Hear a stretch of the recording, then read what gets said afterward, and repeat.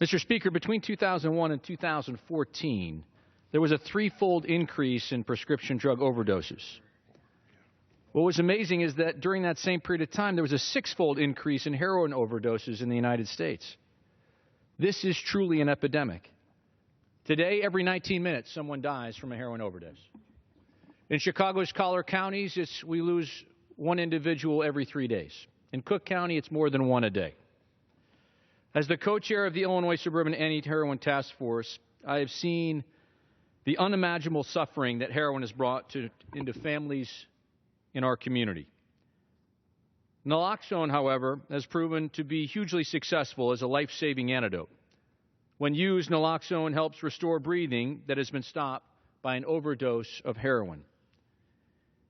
In Lake County, Illinois alone, over the course of the last, a little bit over a year, over 74 lives have been saved by naloxone. This program equips police with the overdose antidote and trains them how to administer this medication. And what was fascinating was that the police force didn't have to be asked to do this. They actually requested to have the opportunity because they were coming to these scenes over and over and over again, usually about 5 to 7 minutes before first responders and the fire department would come, before the paramedics would be there. They didn't want to actually watch these young people, these individuals, these people that were addicted just wither away and die. So they were given naloxone, they were given the training, and thus we've seen the success in one county across our country. My work with the Lake County Opioid Initiative inspired me to introduce Lolly's Law with Representative Clark.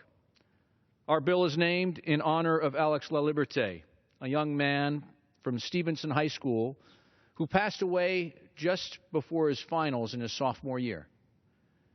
Now, what's amazing about Alex is that Alex is a normal guy.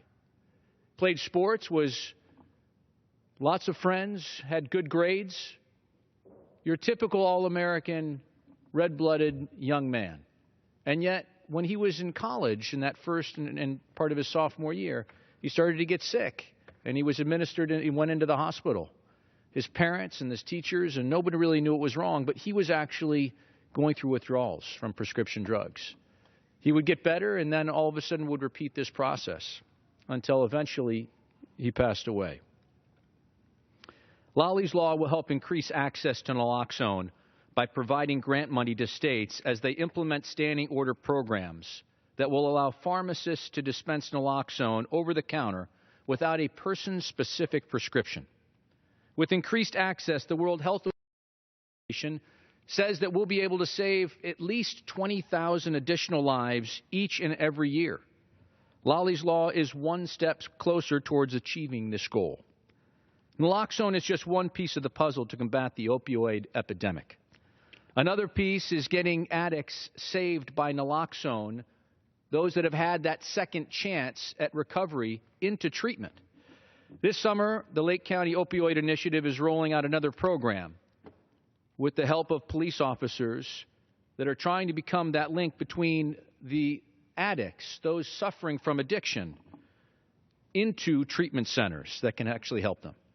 They want to bring them in and say, we don't want to put you in handcuffs. We don't want to put you behind bars. We actually want to get you into treatment. So bring your paraphernalia in. Bring the drugs in here, and let's try to get you into an area where you can get that treatment that you need.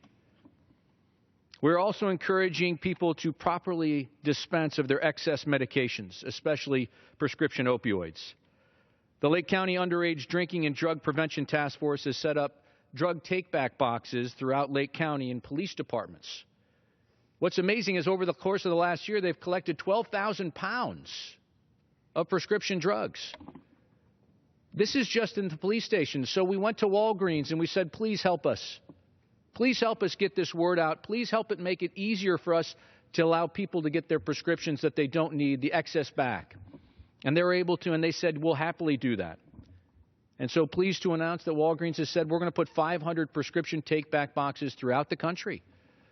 This is a huge step forward. CVS is working on education programs, so we appreciate those outside of the Congress that are helping us in this regard.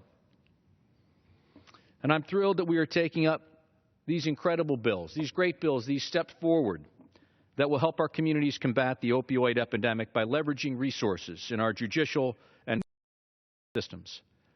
I encourage my colleagues to take a look at these very seriously. I encourage my colleagues not only to vote for these, I encourage my colleagues to go back to their communities and educate their citizens, their families, their organizations in their districts about this incredible epidemic.